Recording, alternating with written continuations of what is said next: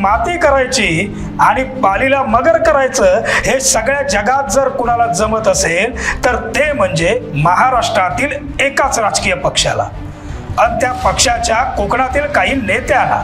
आणि त्यात जर विषय कोकणातला असेल तर मग बघायलाच नको। अभ्यास न करता फक्त विरोधासाठी विरोध करायचा, स्थानिकांची माती भडकवत न्यायची आणि गुपचूप सेटलमेंट करायची, हा काही आजी माजी लोकप्रतिनिधींसाठी हाताचा मळ बनलाय। असाच एक कोकणाचा अर्थक्रम बदलवणारा प्रकल्प म्हणजे सिंधुदुर्ग जिल्ह्यातील मालवण तालुक्यातील तोंडवलीचा सिवल प्रकल्प। फक्त नारायण राणेंच्या समाजकारणाला विरोध करण्यासाठी आमदार वैभव नाईक आणि त्यांच्या टोळीनं एका प्रकल्पाचं अक्षरशः मातेरं केलं आणि 10 वर्षातल्या कोट्यवधी रुपयांच्या अर्थकारणावर डंपरवर माती उठली। आता विधानसभा निवडणुकांचं बिगुल वाजलंय, त्यामुळे सिवल प्रकल्प का थांबला आणि त्याला जबाबदार असणाऱ्या स्वार्थी राजकारणाची आणि विरोधासाठी विरोध करणाऱ्या राजकारण्यांची आता चर्चा तर व्हायलाच हवी। नमस्कार, मी साईनाथ गावकर। कोकणशाहीच्या रोखोकमध्ये आपलं स्वागत। सिवल प्रकल्प गेली 10 वर्ष रेंगाळलेला प्रकल्प, अशी जरी सिवलची ओळख आमदार वैभव नाईक यांच्यामुळे निर्माण झाली असली तरी वास्तवात नारायण राणे यांच्या संकल्पनेतील आशिया खंडातील एकमेव प्रकल्प म्हणजे सिवल प्रकल्प हीच खरी श्रीमंती ओळख आहे।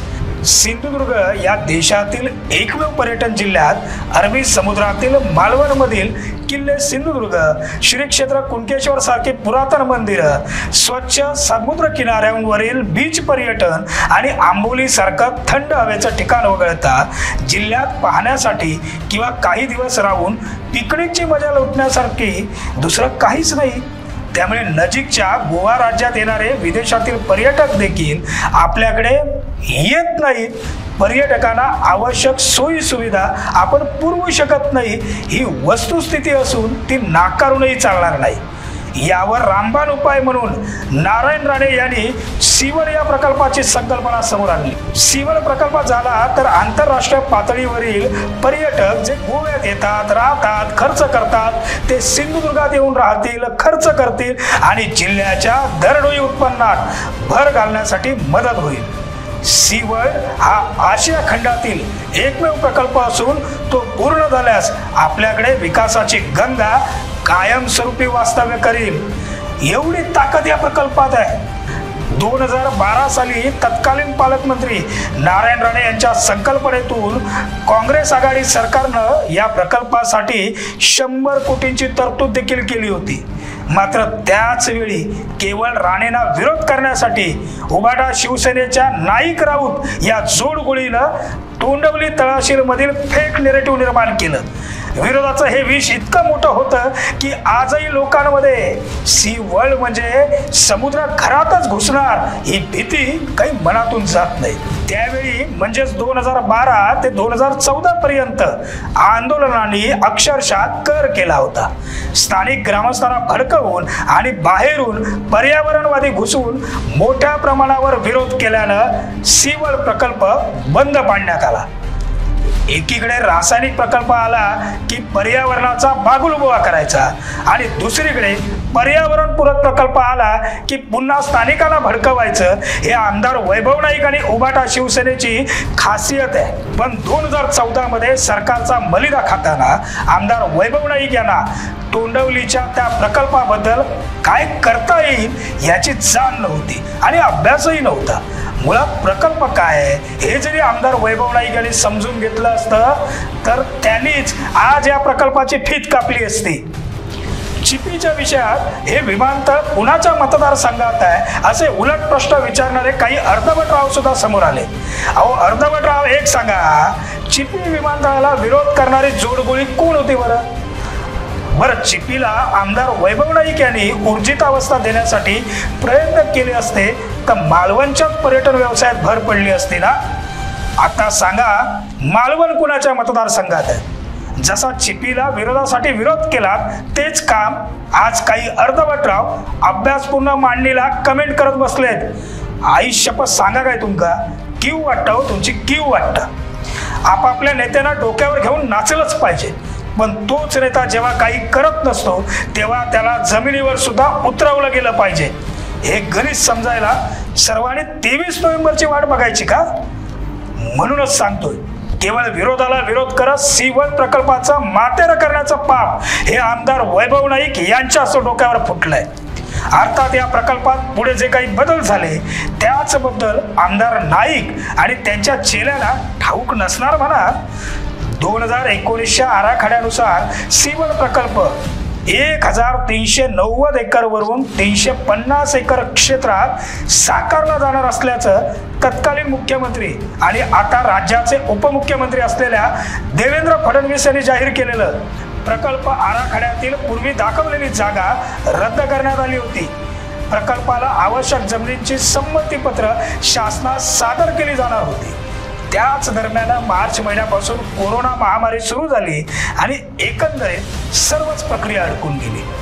त्यानंतर केंद्रात भाजपाची सत्ता आली तर राज्यात काँग्रेस, राष्ट्रवादी आणि शिवसेनेच्या महाविकास आघाडीचं सरकार होतं. शिवसेनेचे पक्षप्रमुख उद्धव ठाकरे मुख्यमंत्री होते.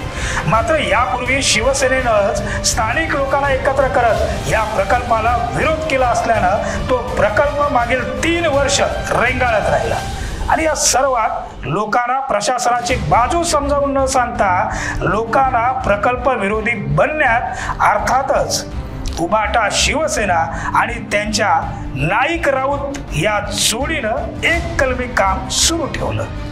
या प्रकल्पाला विरोध करणाऱ्या नाईक राऊत या जोडगोळीच्या म्हणण्याप्रमाणे चुकीच्या आराखड्यामुळे विरोध होत होता.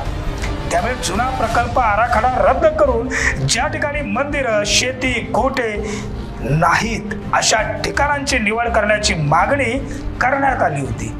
त्यानुसार तोंडवली येथील पडीक माळरानावर हा प्रकल्प साकारण्याचं स्पष्ट झालं होतं. आमदार वैभव नाईक यांनी ही गोष्ट आजपर्यंत ना त्या तोंडवलीवासियांना सांगितली ना हा प्रकल्प आता योग्य आहे अशी जिल्हावासियांना कधी कबुली दिली. आता कोकणशाही जी माहिती देत आहे ना ते नीट आणि लक्षपूर्वक ऐका.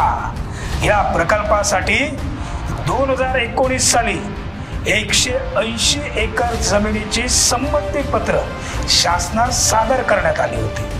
पहिल्या टप्प्यात 350 एकर जागेची संमतीपत्र घेत जमीन संपादनाची प्रक्रिया पूर्ण केली जाणार आहे. त्यासाठी त्यावेळी 369 कोटी रुपये खर्च अपेक्षित आहे. यात 350 एकराहून जास्त जागा उपलब्ध होण्याची शक्यता असल्यानं त्या जागेचा विकास करण्यासाठी शासनाकडे पाठपुरावा सुरू आहे. या प्रकल्पाबाबत पूर्वी स्थानिक ग्रामस्थांमध्ये गैरसमज पसरवण्याचा विरोध झाला. मात्र स्थानिक जनतेने स्थानिकांच्या उन्नतीसाठी तसंच भविष्याचा विचार करून हा प्रकल्प साकारला जात असल्याचं ध्यानात घ्यावं आणि या प्रकल्पाला सहकार्य करणं आताच्या घडीला आवश्यक बनलंय. आमदार वैभव नाईक यांच्या राजकीय विरोधाचा नाहीये. आमच्याकडे जे आकडेवारी आहे आणि वस्तुनिष्ठ माहिती आहे त्याला 2019 नंतर लोककल्याणकारी भावना म्हणून वैभव नाईक यांनी लपवून ठेवली हे वास्तव आहे. कोकणात मालवणच्या विधानसभा मतदारसंघात एखादा मोठा प्रोजेक्ट आला असता तर आज पर्यावरणपूरक श्रीमंती कोकणाला लाभली नसती का? पण मागची 10 वर्ष केवळ विरोध आणि राजकारणात आमदार वैभव नाईक आणि मालवण कुडाळवासीय आणि एकूणच या मतदारसंघाची दुर्दशा केली आहे. आणि पुन्हा त्याच नायकांना पुन्हा आमदारकीची स्वप्न पडत आहेत. निवडणुकीपूर्वी प्रचारात आणि निवडणुकीनंतर मातोश्रीतून फेसबुक लाईव्ह करणाऱ्या उबाटा शिवसेनेच्या प्रमुखांना आणि कुडाळ मालवण या विधानसभा मतदारसंघाचं मागील 10 वर्ष अपयशी नेतृत्व करणाऱ्या आमदार वैभव नाईक यांना कुडाळ मालवण विधानसभा मतदारसंघातील जनता आता सांगते, अहो तुमचं राजकारण गेलं चुलीत. पण कुडाळ मालवण विधानसभा मतदारसंघाचा पर्यायानं सिंधुदुर्ग जिल्ह्याचं अर्थकारण बदलवणाऱ्या सी1 सारख्या प्रकल्पांची आता या सिंधुदुर्गला गरज आहे. चिपी विमानतळावरील उड्डाणांना आता गती मिळालीच पाहिजे. टाळंबा धरणाला विरोध करणाऱ्या जनतेच्या समस्या सुटल्याच पाहिजे. कुडाळच्या MIDCला ऊर्जितावस्था मिळालीच पाहिजे. मागील 10 वर्षात मतदारसंघातील हे प्रमुख प्रश्न तुम्ही कधीच सोडवला नाही, म्हणून आज कुडाळ मालवण विधानसभा मतदारसंघ मागील 10 वर्षात सर्वांगीण विकासापासून 20 वर्ष मागे गेलाय, हे सत्य आणि सत्यच आहे। बाकी ये जनता है जो सब जानती है आणि योग्य वेळेत सुतासारखं सरळ सुद्धा लाती है, एवढं निश्चित आहे। तुर्तास इतकंच, भेटतच राहू पुन्हा पुन्हा। धन्यवाद।